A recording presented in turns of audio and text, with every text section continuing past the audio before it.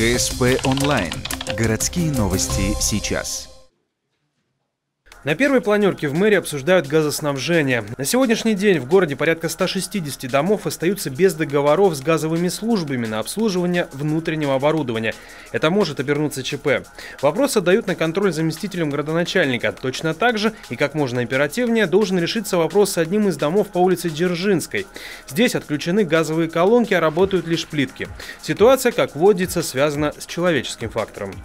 У нас первоначально жилец квартиры 23 не давал отключить колонку, хотя сам написал заявку об обратной тяге.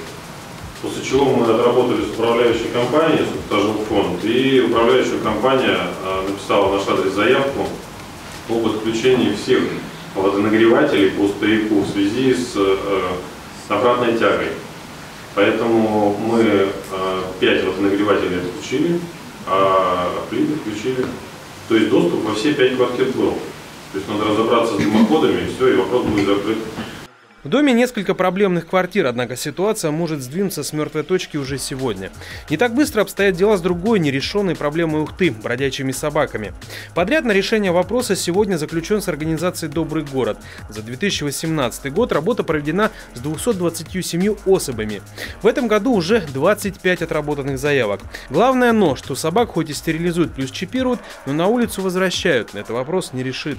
Однако в муниципальном конкурсе заявок от других желающих решать проблему бродячих животных нет. Готов обсуждать с потенциальным подрядчиком ту сумму, которую его устроит для того, чтобы действительно эту проблему снять. То есть к тем средствам, которые нам выделяет республика, это переданные полномочия, к тем средствам, которые выделяет республика, дополнительно готовы добавить в бюджет столько денег, сколько скажет тот потенциальный подрядчик, который необходим для того, чтобы вот эту проблему нашу снять. На планерке говорили о горячей теме последнего времени – вывоз мусора и работа рекоператора. Коснулись недавней ситуации с мертвыми душами в квитанциях и очередями на получение справок для перерасчета.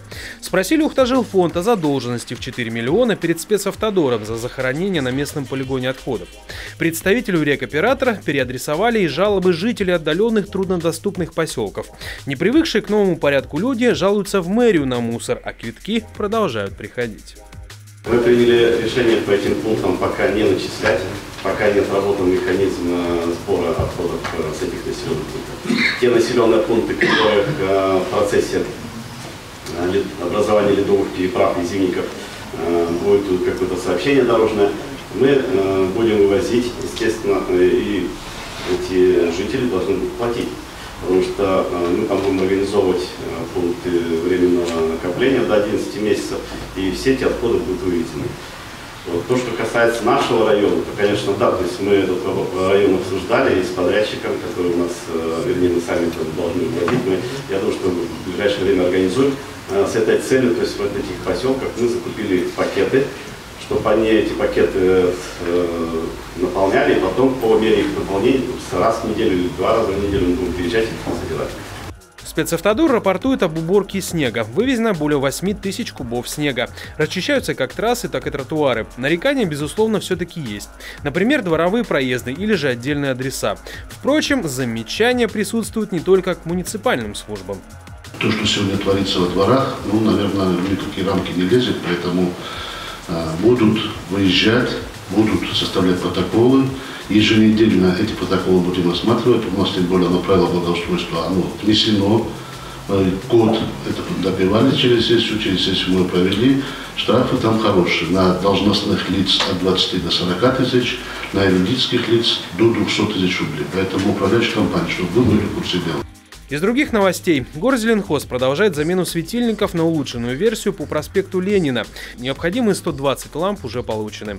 По программе «Комфортная среда» в этот раз можно рассчитывать на 52 миллиона рублей. Это в 2 раза больше, чем в прошлом году.